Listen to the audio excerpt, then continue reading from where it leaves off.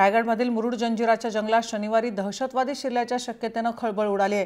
काही बंदूकधारी मुरुड जंजिराच्या जंगल परिसरात ग्रामस्थांना दिसल्याने पोलिसांनी जंगल पिंजून काढायला सुरुवात केली आहे।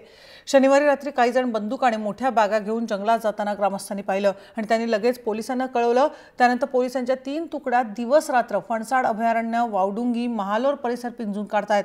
दरम्यान अलिबागमध्ये एक संशयास्पद तरुणाला अटक करण्यात आली आहे। हा युवक आणि मुरुड जंजिरामधील जंगलात घुसलेले संशयित समान चेहऱ्याचे असल्याचं ग्रामस्थांनी सांगितलंय। मुरुड जंजिराच्या जंगलामध्ये कालपासून शोध मोहीम सुरू आहे। 8 ते 9 इसम हत्यारांसह ग्रामस्थांनी पाहिले, परंतु त्यांचा जंगलामध्ये कोणताही अजूनपर्यंत ठावठिकाणा लागलेला नाही।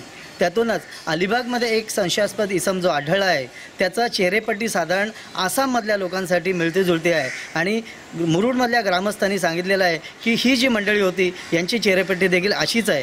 त्यामुळे एक संशयाची भीती या परिसरात निर्माण झालेली आहे। किरण बाथम, जय महाराष्ट्र, रायगड।